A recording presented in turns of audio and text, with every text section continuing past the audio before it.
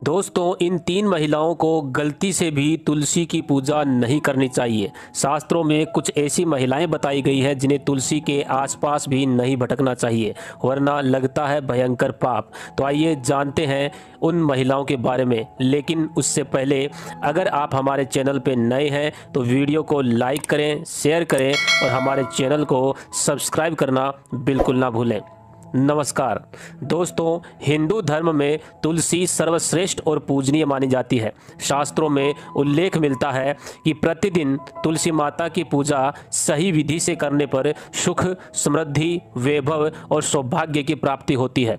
दूसरी ओर जिस घर में तुलसी का पौधा नहीं होता या तुलसी की पूजा नहीं की जाती तो वहाँ पर नकारात्मकता वास करती है और परिवार में आपसी कलेश का माहौल बनता है। तो दोस्तों, मैं आपको बता दूं कि तुलसी न केवल धार्मिक रूप से महत्वपूर्ण है बल्कि वैज्ञानिक रूप से भी बहुत ही गुणकारी मानी जाती है।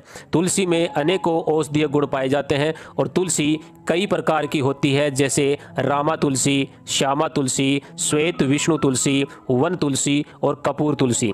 लेकिन घरों में मुख्य रूप से रामा तुलसी या श्यामा तुलसी ही रखी जाती है। अन्य तुलसियों को घर में रखना शास्त्रों के अनुसार उचित नहीं माना जाता।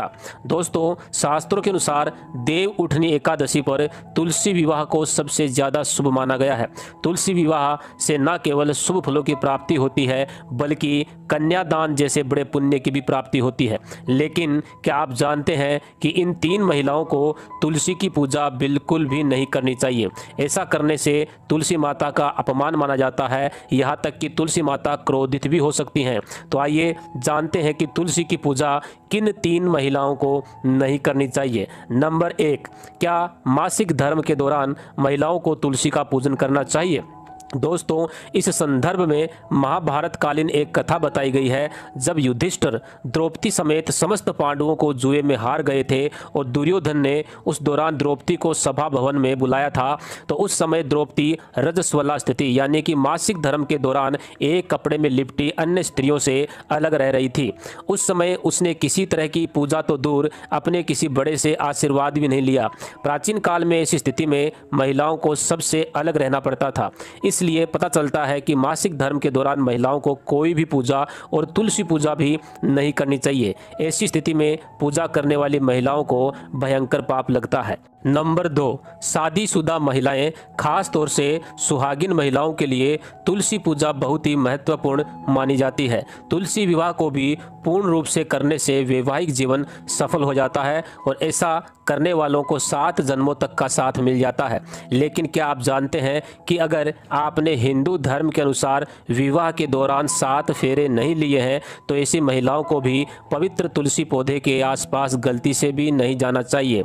ऐसी अवस्था में महिलाओं को तुलसी पूजा नहीं करनी चाहिए। बगैर 7 फेरे लिए महिलाओं को तुलसी से दूर ही रहना चाहिए, ऐसा शास्त्रों में कहा गया है। अगर आपने कोर्ट मैरिज की है या लव मैरिज की है और 7 फेरे नहीं लिए तो भी आप तुलसी पूजा करने की अधिकारी नहीं हैं। पहले अपने पति के साथ 7 फेरे लें और उसके बाद पवित्र तुलसी की पूजा करें। 7 फेरे लेने के बाद आप हर धार्मिक कार्य में शामिल हो सकते हैं। अगर आप शास्त्रों के विरुद्ध बगैर फेरे लिए तुलसी पूजा करते हैं तो आप भयंकर पाप की भागीदार बनते हैं और माता तुलसी आपसे नाराज हो सकती हैं। दोस्तों, शास्त्रों के अनुसार भले ही कुंवारी कन्या तुलसी पूजन कर सकती है, लेकिन अगर आपने हिंदू रीति रिवाज के अनुसार 7 फेरे नहीं लिए तो कोई भी विवाहित स्त्री तुलसी पूजा नहीं कर सकती। नंबर 3, चरित्रहीन व्यक्ति और मन में गंदे विचार रखने वाली महिलाओं को, मांस मदिरा का सेवन करने वाले पुरुष और महिलाओं को भी तुलसी के पौधे से दूर ही रहना चाहिए। ऐसे व्यक्ति की पूजा माता तुलसी कभी भी स्वीकार नहीं करती। शास्त्रों के अनुसार अगर आपके मन में गलत विचार आते हैं और दूसरे लोगों के प्रति आपके मन में गलत भावना है तो आपको तुलसी के पौधे से दूर ही रहना चाहिए। ऐसी महिला या पुरुष को तो तुलसी विवाह में भी शामिल नहीं होना चाहिए। माता तुलसी ऐसे लोगों से हमेशा क्रोधित रहती है और ऐसे व्यक्ति की पूजा भी माता तुलसी कभी स्वीकार नहीं करती। अगर आपका मन सच्चा हो तभी आपको तुलसी की पूजा करनी चाहिए। तो दोस्तों, अगर आप चाहते हैं कि आपके घर में माता तुलसी का स्थायी निवास हो तो इन बातों का ज़रूर ध्यान रखें और कमेंट में लिखें जय माँ तुलसी। और आज इस वीडियो में इतना ही। अगले वीडियो में एक नई जानकारी के साथ फिर आपसे मुलाकात होगी। तब तक के लिए हर हर महादेव, जय श्री राम।